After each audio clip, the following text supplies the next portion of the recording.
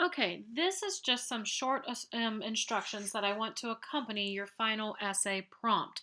The prompt has been posted under this week's topics, and it is due the last week of class. It's due Sunday, April 30th, 2017 by 11:59 p.m., submitted to Blackboard. I can accept absolutely no late work for this because this final essay is basically your final exam. So I have a very limited amount of time in which I can grade it and get your final grades in. This is worth 200 points. It is a large chunk of your grade. And there is an approval of sources, which I said was 20 points. It's part of your discussion board number 6 that is due Sunday, April 16th by 2017. And more specific details about that will be given in the discussion board prompt. But what I want you to do in this essay, in a separate document, in MLA format, meaning type, 12-point font, double space, the correct formatting, in-text citations, works cited, all of that. In 4 to 5 pages, I want you to analyze how a specific culture of America has been shaped or influenced by the United States Supreme Court. Basically, what you're going to do is you're going to put what we've been talking about all semester together. I want you to focus on one of the cultural groups, focus on the experiences of one of the cultural groups we have discussed this semester: African American, Japanese American, Hispanic American, or LGBTQ. You must use a close reading of at least one court case, one piece of art, and one piece of literature as your sources of evidence.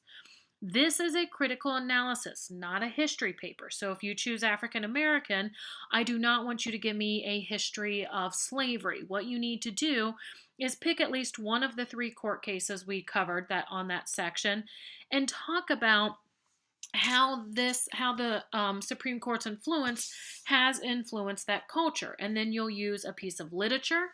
It may be one of the ones we've talked about, so maybe you'll use What to the Slave is the 4th of July, and you'll use one piece of art to support your claim. So for that section, we looked at the film For Little Girls. You may use that. You may use something more current, any other piece of art that you choose. That is up to you. And so what you're going to do, remember, this is a critical analysis, not a history paper. Your paper should have a clear, well-defined thesis and use the sources to support your argument. I'm interested in hearing your voice and not what others have said about the sources. So don't give me somebody else's summary of the cases. What I want is for you to look at these topics and to critically make some sort of claim and then support it using the evidence. As always, please follow the rules of grammar and composition because they are never optional. Remember, the use of the academic third person should be used and not first or second person.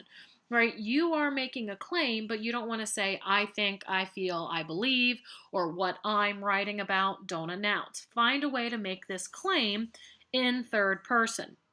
You are welcome to send me your proposed thesis to be sure you're on the right track. So now, here are the cases you may use. Basically, you can use the cases we covered in class. I don't want you to have to do any outside research on Supreme Court cases. So those include the Dred Scott case, Plessy versus Ferguson, Brown versus the Board of Education, Hirabachi, Korematsu, and Yasui versus United States, Regents v. Bakke, the Gratz and Grutter cases together, Bowers v. Hardwick, Boy Scouts of America v. Dale, and United States versus Windsor.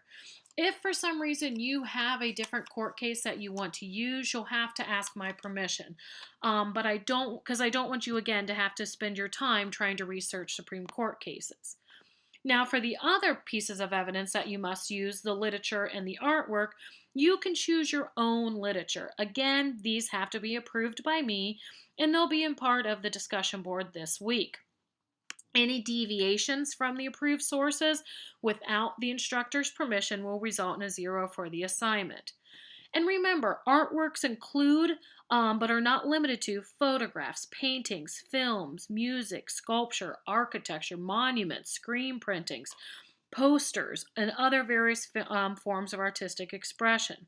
You must have full bibliographical information for the artwork you choose, though. You can't just say, oh, I found this online. You have to give me full bibliographical information. Literature includes any piece of written work that is creative in nature, meaning plays, poems, short stories, memoirs, novels, letters, and so on. Sources such as your textbook, A People's History of the Supreme Court, that is not acceptable. That is not literature. That's more utilitarian in nature and not what I'm looking for. You may use that source to help you with the cases, but it does not count as your source of literature. Again, you may use artwork and literature we've discussed in class. However, these sources must still be approved. And again, you're not just limited to those. I know I've talked to some of you, especially in the African American section. You've made references to maybe some more modern films like The Help or Hidden Figures. Something like that you could use as your artwork. All right, again, be sure to reference the writing resources I have posted for you on Blackboard. You must use MLA format and you must cite all of your sources, both in text and a works cited page. Your works cited page does not count as one of your 4 to 5 pages. Plagiarism of any form will not be tolerated and will result in automatic failure for the paper and possible failure for the entire course. Again, you may use outside sources, but they need to be from credible, qualified sources. No Wikipedia, Ask.com, or etc. As I've stated before, no late work will be accepted. And as always, if you have any questions or concerns, please email me or set up an appointment to discuss the paper. I highly, highly, highly recommend you send me your thesis statement, because just a thesis statement saying the Supreme Court has affected African American culture in the United States is way too broad. That is not going to be a good topic. You need to cite specifically how it has affected and how you're going to show that. So you can email me that. You can make an appointment. Just remember, I don't look at complete drafts over email because it's not fair. The night before the paper, everyone sends me a draft and asks me to look at it. However, I will happily answer specific questions over email, and I will always happily make appointments. If you make an appointment with me, we can sit down and we can go through your draft line by line. This is, again, a substantial part of your grade, and it's your chance to show me mastery of the materials we've covered in the course. You do not have a final exam, so think of this as your final exam. As always, if you have any questions or concerns, please let me know.